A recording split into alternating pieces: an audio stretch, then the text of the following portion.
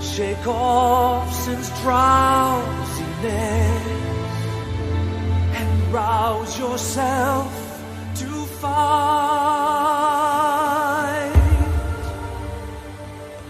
Run from vain distraction. Keep your vision clear. Cast out all fleshly stowaways. Refuse to harbor fear. Lift up the cup of holiness.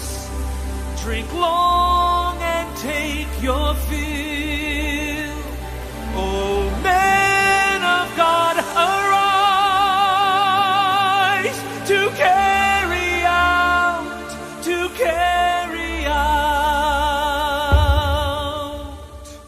God's will.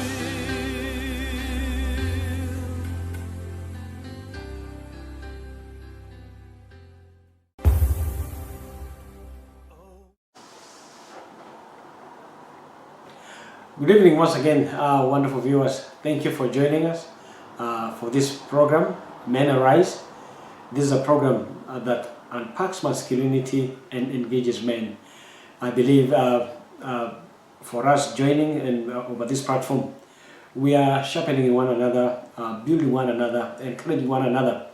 For we know as very well as men, we find ourselves experiencing so many challenges.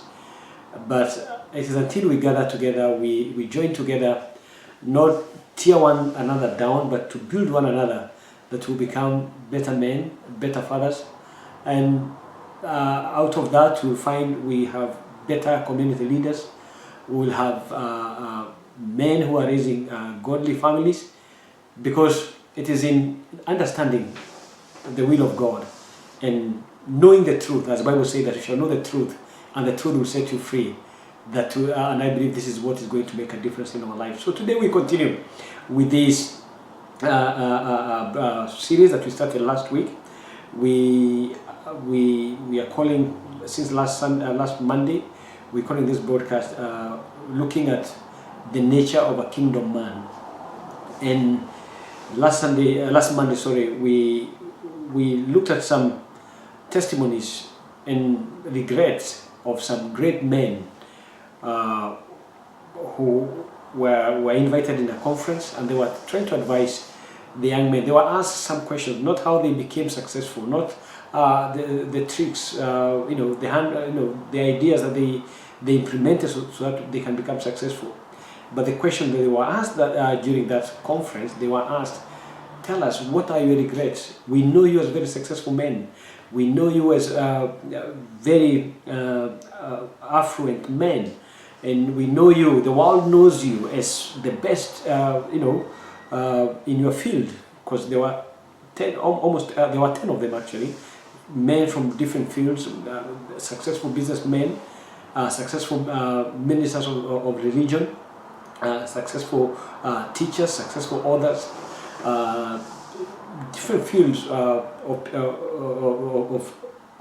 people were represented during that conference. And last week we picked on some of the regrets that they all mentioned. And remember, we are talking about successful people who are over 70 years of age. And some of the things that they said, they look so simple, but they term them as a big regret. Though they were known, though they had written books, some of them had even directed great movies, some of them were bishops and pastors of big churches, but most of the things that they regretted somehow were similar. And that's what we've been looking at since last Monday, and we are going to continue with that, because we believe that we can be able to learn from their mistakes, and we can understand the thing that matters in life, so that we don't repeat the same mistakes. So today we are going to shift the gear, and before we go to the other points that they discussed, the thing that maybe they wish that they did better, or the thing they wish that they did, or they wish they think that they did not do, we are going to look more on that And I believe out of that, we are going to learn more on how to become better fathers, better men, and also we can understand fully the very thing that we need to do so that we don't repeat the same mistakes. Also, we'll be able to define what matters so much in our lives, because until maybe we hear from the people we are trying to emulate or to become, and we understand their regrets, then we may still end up becoming like them, having the same regrets in our lives. So because we can become successful, even as a pastor I can become successful, but at the expense of my marriage, at the expense of my children, or even at the expense of my health. And my prayer is that as we engage over this platform, I believe that we'll be able to learn and be able to educate one another, strengthen one another, that we don't repeat the same mistakes. So I'm going to read the book of Jeremiah chapter 6 verse 16, which is the foundational scripture for what we're trying to unpack today. Jeremiah chapter 6 verse 16, it says, "Thus says the Lord, stand in the way and see, and ask of the old paths where the good way is, and walk in it. Then you'll find rest for your souls." But they said, "We will not walk in it." So we see the Bible is telling us here, it's God actually who was advising the people through prophet Jeremiah, that they should ask and inquire from the old path, where is a good way, and walk in it, that they would find rest for their souls. So we understand if we can be able to ask and be able to learn from those who have been before us, they are the old paths, they have been there, done that.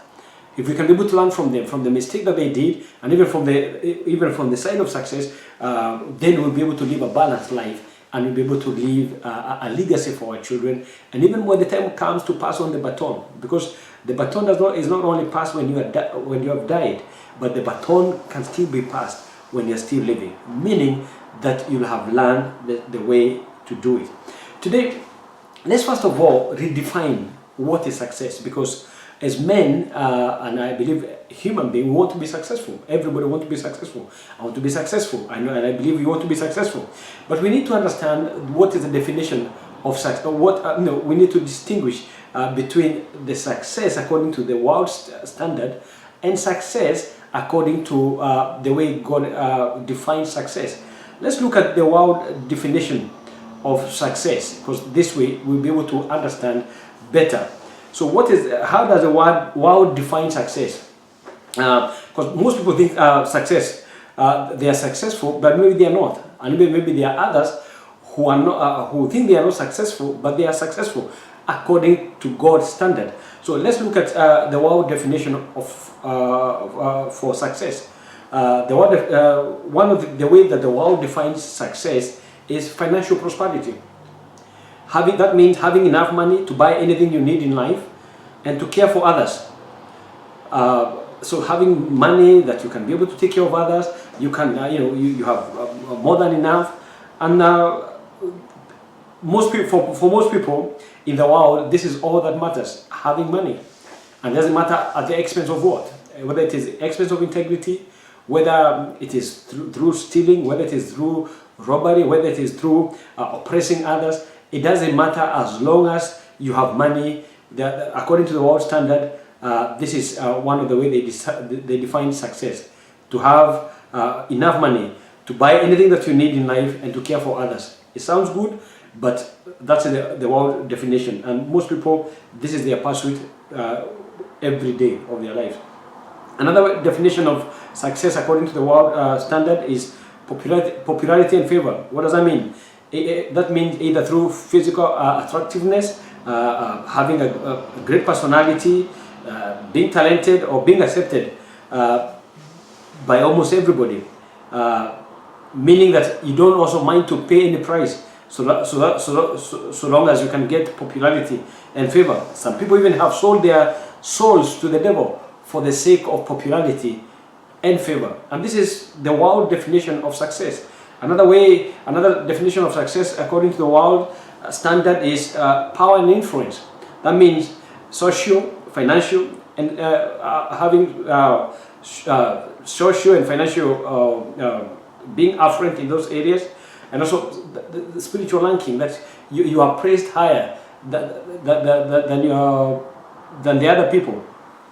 That means that, what does that mean when you have power and influence? That means that it gives you influence and authority to do what you like. Most people believe that they have a certain when they have a certain rank in life, that's a success. And that's why you find that maybe even me, I can be a servant of God. Yes, but maybe there's a pursuit, there's a level, there's a rank that I want to attain so that I can look successful. In the eyes of men, it may look okay, it may look like I've succeeded, but that is a worldly way of doing things. But because that's the way the world sees things, and they find power and influence as a success. And nothing bad is bad about the thing that I'm mentioning, but you're looking at it. Is it the thing that we pursue? What is it the thing that motivates us as men to get these things? Then the other thing that maybe how the world defines success is relational happiness. Sorry, that means being able to love and be loved, being in a secure and meaningful relationship. People think the world also defines that as a success. The other way the world defines success is intellect and education. What does that mean? Having a high IQ and being educated at the highest level and being able to practice in the field of your choice. This is another way the world defines success. Then the other one is giftedness. What does that mean? Having special gift artistically, athletically, musically, in your career, and also in the area of your calling, and that help you to be noticed and appreciated by others. So, and the world term that as giftedness. Then the last one is strength and security. That means living in an environment of peace and safety and being able to protect it. But also this may vary with different cultures. But those 7 things is the definition of what the world defines as successful. That as long as you have achieved maybe one of them and maybe even all of them, this is the definition of the world. That when you have all these things, that is success. But you know what? In all the things that I've mentioned here, 7 things I've mentioned, there's nowhere the world have defined spiritual matters as a success. Because all the 7 things I have mentioned, there's no mention of spiritual matters, as the world does not measure spiritual matters as a success. So what does that mean? So if you have raised godly children, if you have lived a godly life, if you have been serving humanity, if you have lived a righteous life, if you have freed all the trapping of the world to serve God, in the eyes, according to the world measurement, that is not a success. And do you know what? You can have all the 7 definitions. You can have all of them, the 7 of them. You can have popularity, you can have finances, you can have a high education achievement, you can have security, you can be gifted and known all over the world. You can have all of them, and there is nothing bad about them. And when all these things that I mentioned, when they approach in a righteous way, God being first, all these things are good. But you can have all of them, but still be a failure in the eyes of God. Why? Because at the end of everything that God has asked us to do, what He requires most from us is our spiritual condition, is our connection with Him. Then we may have everything else, but at what expense? And this is what we are trying to look, because remember what we said last week, last Monday.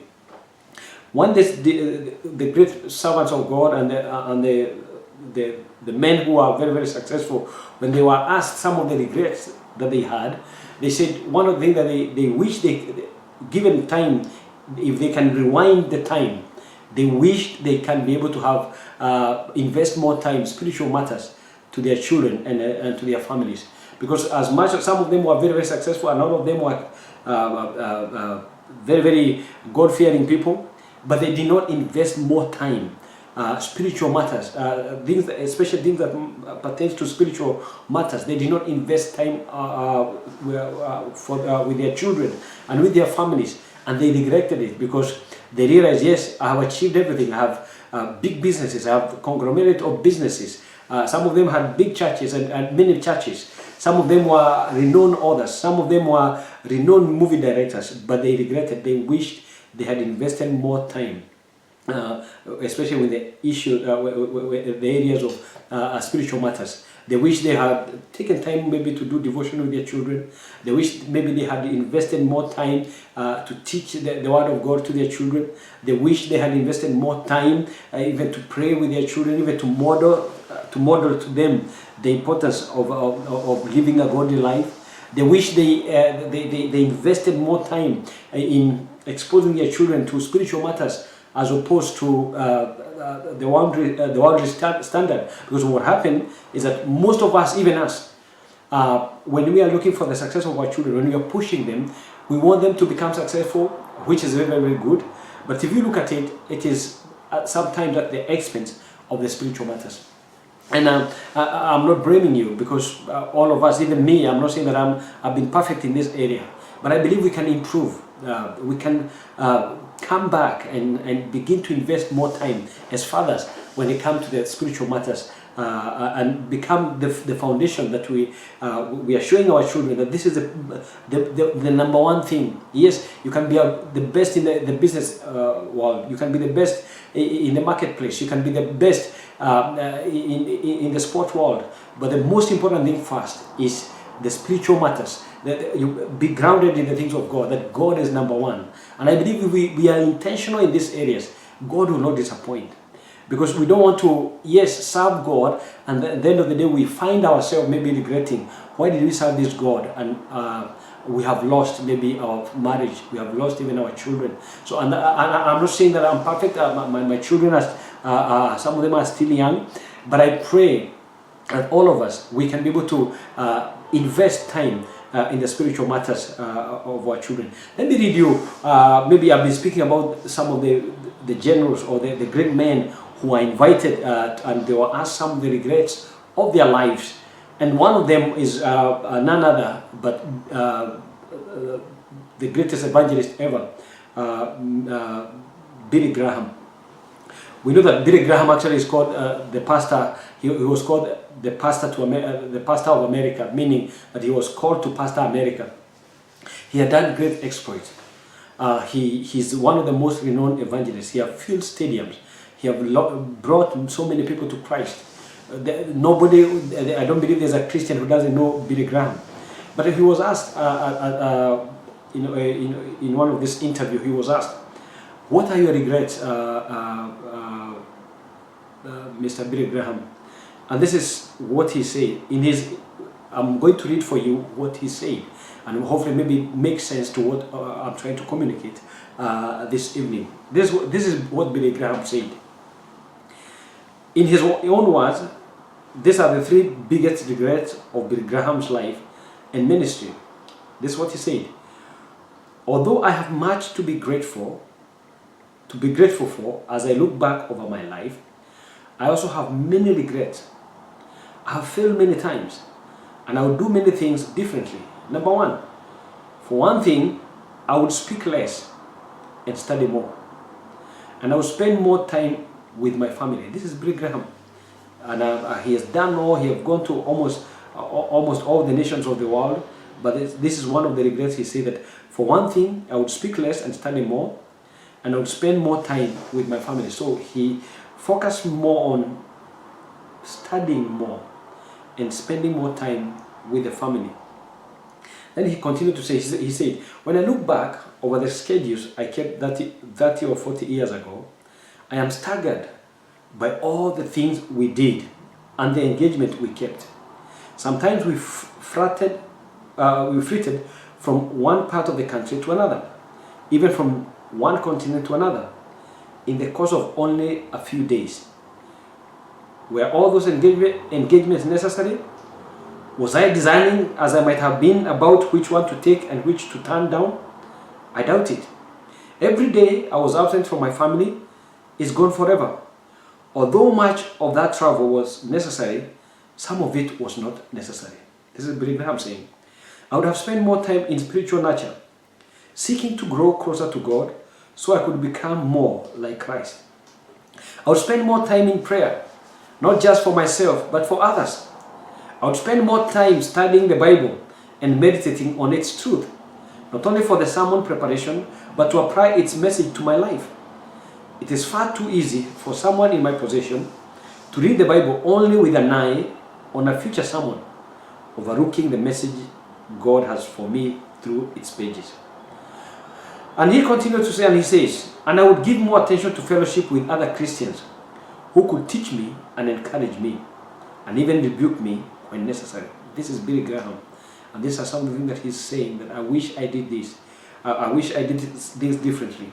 And then finally he says, about one thing, I was absolute, but one thing I was absolutely no regret. However, that is my commitment many years ago to accept God's calling to serve Him as an evangelist of the gospel of Christ. How great a challenge is this for all Christians, regardless of where and how we minister. Billy Graham, the man who was called the pastor to America, said if he could do it all over again, he would spend more time in God's Word, with other believers in community, with his family, and that he would study more and pray more. So what does that mean? The same thing that Paul said when at the twilight of his ministry, before he was killed. He said, "Bring me the parchment." That doesn't mean that he's in prison, but he's asking for the parchment, meaning that he wanted to continue to study. He said, "Bring me the parchment and the books," because Paul wanted to continue to study and also write as much as he can. So, as fathers, if we are to make a difference, if we are to bring change and transformation in our homes, we must be people who are prayerful. We must be people who are spending more time with their families and spending time also in study. And study in every area. Study about marriage. Study about parenting. There are so many books now at the click of a button. If you download the Google, the Kindle in your phone, you can be able, in a click of a button, you can buy a book about parenting. You can buy a book about marriage. You can buy a book about investment. We are going to look at that today. And then I believe we become better people. And I continue. That's the regret of Billy Graham. But let's continue with some of the other regrets that these great men regretted, that they wish they did better. This is what they say. They wish they had invested more money. They had invested something for their children. They wish they had invested. And this is a call for all of us. That and I said, I think I used this statement last week, but we're going to continue with it and maybe dig deeper on it. The book of Proverbs chapter 6 verse 6-11 says, "Go to the ant, you sluggard, consider her ways and be wise, which having no captain, overseer or ruler, provide her supplies in the summer and gathers her food in the harvest. How long will you slumber, O sluggard? When will you rise from your sleep? A little sleep, a little slumber, a little folding of the hands to sleep, so shall your poverty come on you like a prowler, and your needs like an armed robber." And this is God giving us, speaking to us through the book of Proverbs chapter 6, verse 6 and 11, the importance of being a people who have a saving culture, who have an investment culture. What does that mean? And he's giving a very good example. I think I explained this last Monday, that he's giving us an example of an ant. I said last week that the lifespan of an ant is 60 days. 60 days, not 60 years, not 60 months, 60 days only. And that means all things being equal, the ant lives for only 60 days. But the ant, before they invest, they save for 4 generations. Meaning, if an ant lives for 60 days, then it saves food that within the family of the ant, other 4 generations can feed on the food that they have amassed. What does that mean? Because God, there's nothing that is written in the Bible that has no meaning, that does not make sense to us. Because the Bible said all these things were written for our admonition. I said last Monday that when you begin to think generationally, when you begin to think that now it's not only for the welfare, my welfare, but also the welfare of my children and my children's children, then God is able to enlarge your capacity and also even bring more to you, because you've seen somebody he can partner with, because he's looking for somebody who is thinking generationally. So even as we plan, let's not be about ourselves. They will begin to have an investment culture, but we are thinking generationally. I happened to live in Greece for a number of years, and one of the things that I really respected about the Greek culture is because most of the Greek, I don't know about now, but when I was there almost 20 something years ago, I realized actually the Greek people, the father always work for the sake of their children. So you'll find that maybe for example, when it comes to property, you may find that the property the person, the father is, the family is living, was maybe given by their grandfather, and you find that maybe there's a generation, and you may find there is even a certain business that is within the family that has been passed on generationally. You may find even pieces of land, even houses, and investment that has been passed down generationally. And it was a pride. It is a pride of those people, of the Greek people, especially where I was. I lived in Athens, which is in the capital city, but also happened to live to work in the villages, and you could see the thing that has been handed on to other generation. And this is what God expects us to do, to think generationally, that now that you have children, that is no longer about you, but investing something on them. And this is one of the things that these generals, they were saying, that they wish, some of them, they wished they invested more, more for their children. Listen here, the book of 2 Kings chapter 4 verse 1 to 3, it says, 2 Kings chapter 4 verse 1 to 3, it says, a certain woman of the wives of the sons of the prophet cried out to Elisha, saying, your servant, my husband, is dead, and you know that your servant feared the Lord. Take note of that. The servant feared the Lord, and the creditor is coming to take my 2 sons to be his slaves. So Elisha said to her, what shall I do for you?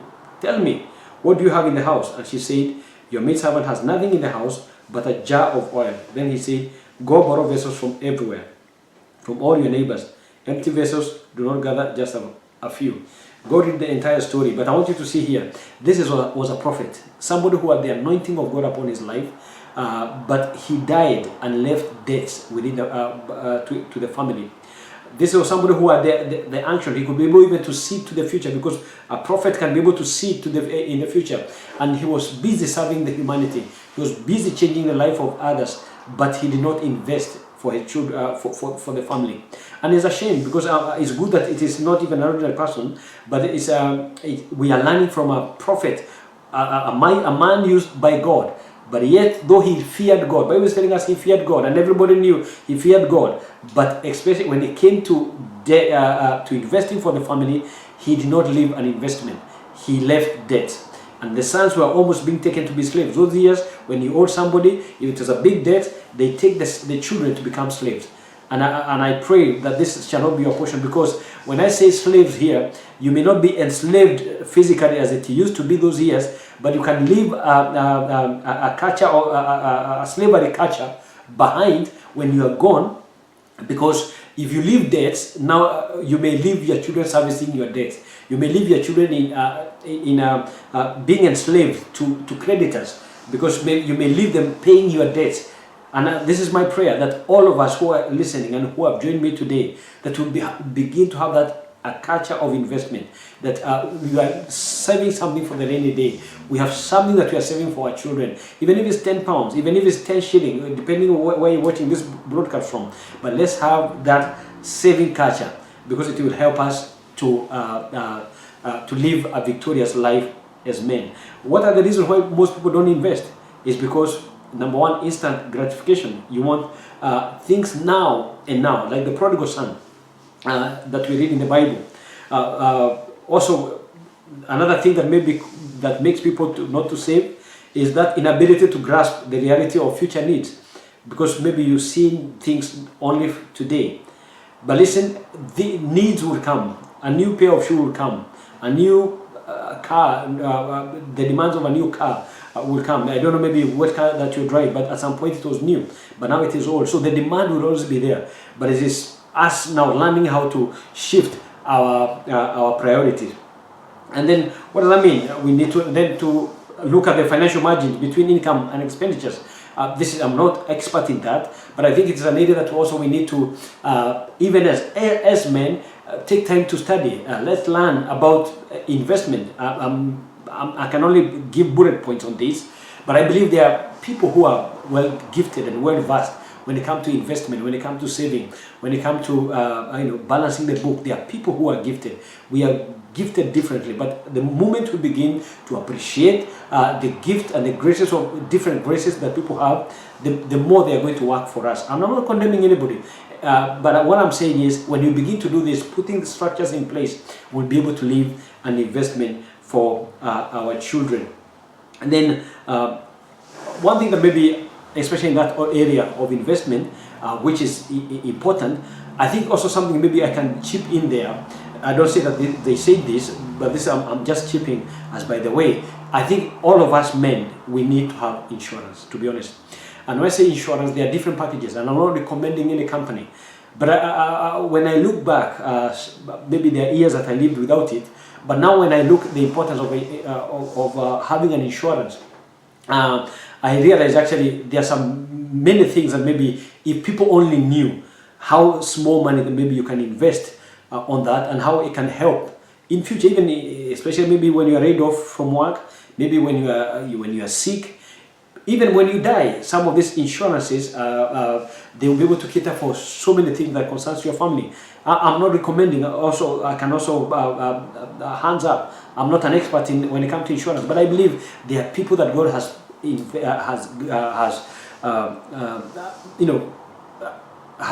blessed with that knowledge, who can advise you in the area of insurance. Right now, even you can Google up, educate yourself even before you commit. I know maybe most of you have insurance, but it is important, because look at this.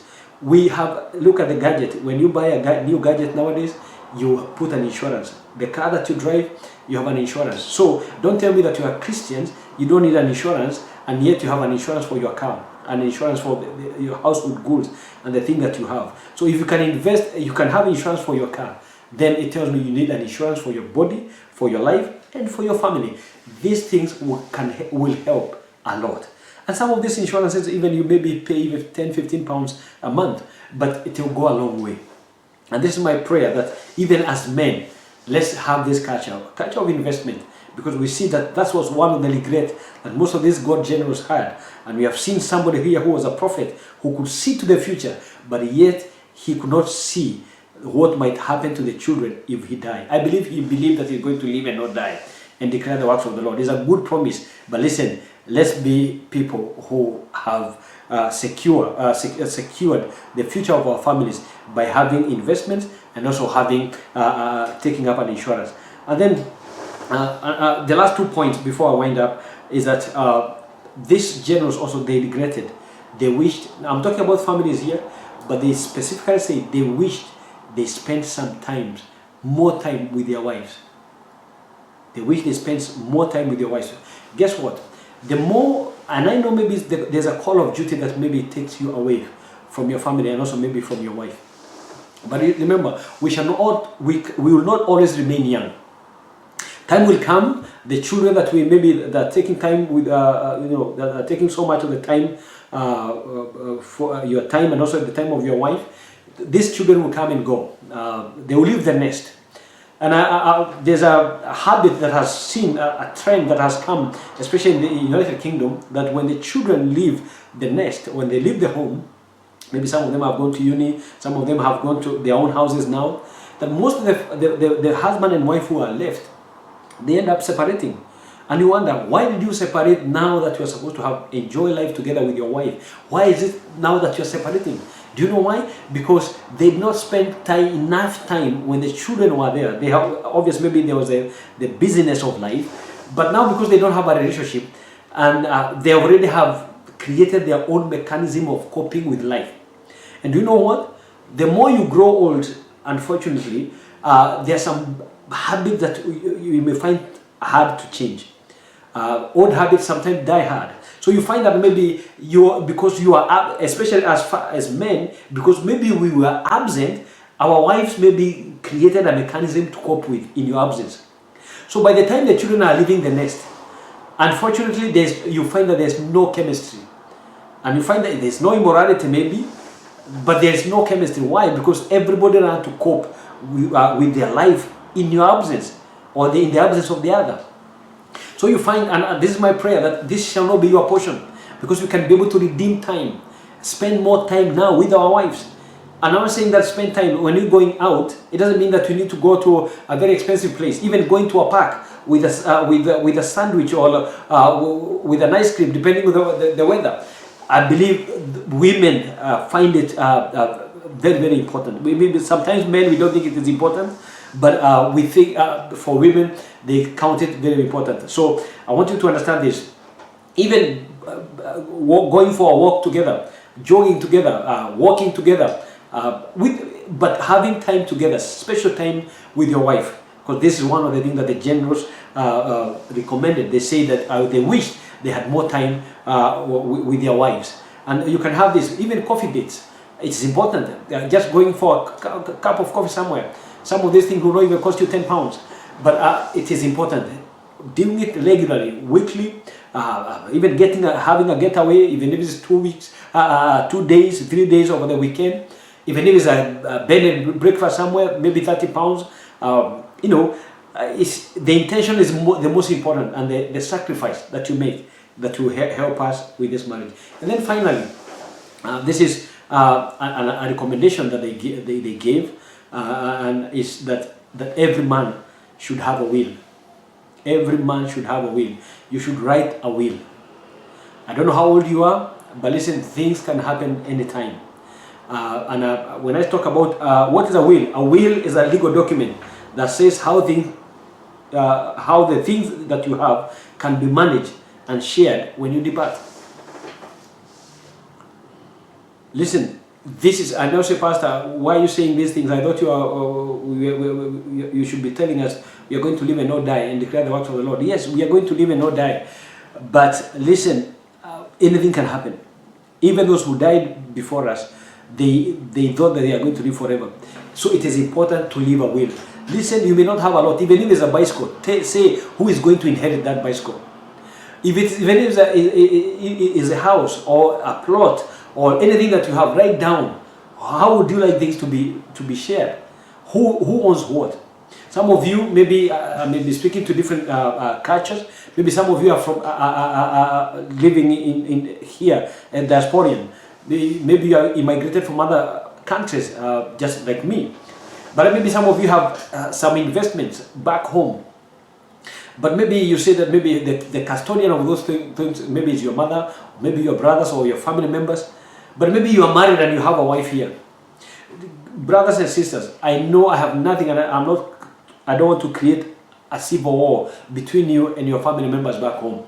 But what I can tell you, if you don't write things in a will and say, the plot that I have, the house that I have, if anything happened to me, it belongs so and so. If you don't write it down, brothers and sisters, you will live another world war between your family here and the family abroad. So it is important. I'm not saying I'm speaking to different multitudes here, but it is important to have a will. It is a recommendation. Write it down. It is not foolishness. It's not fear.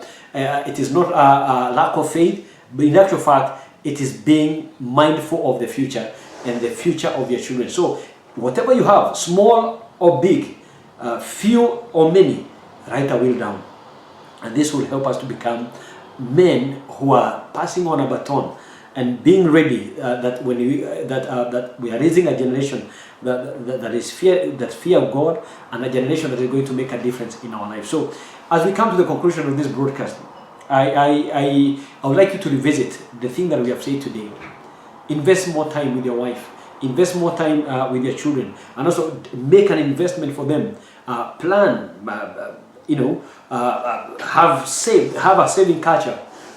Plan things about 4 generations from now. I know Jesus Christ is coming soon, but think like he's taking another 100 years to come. Plan for them, because you don't know what may happen.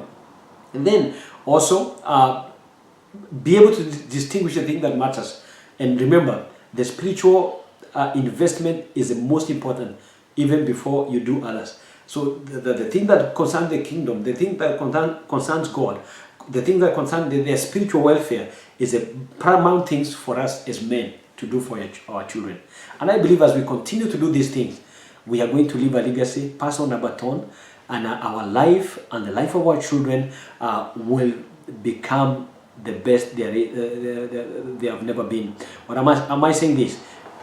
What I'm saying, maybe your father did not afford you all this thing that I'm saying, but listen, we can see that the buck stops with us. We can change the culture. We can redefine what the success. We can redefine the narrative. We can write a new chapter.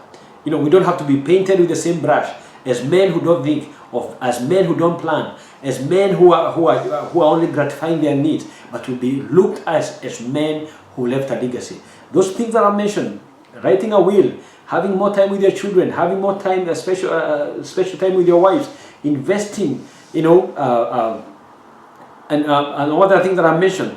If we implement them, we are going to change a generation. Thank you so much for joining me, and may God richly bless you. Looking forward to see you again next Monday as we continue to unpack masculinity and engagement. God richly bless you. Love you so much. And share this broadcast as much as you can. Click the right button, and also you can subscribe to our channel.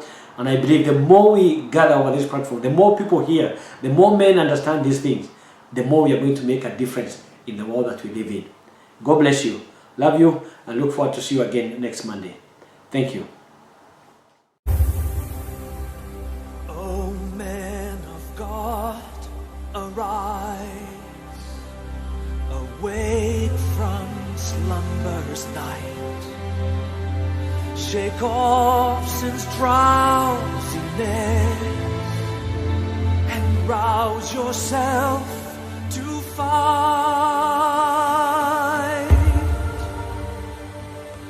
Run from vain distraction. Keep your vision clear.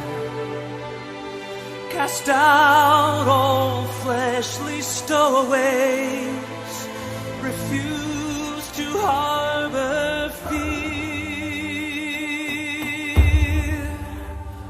Lift up the cup of holiness. Drink long and take your fill.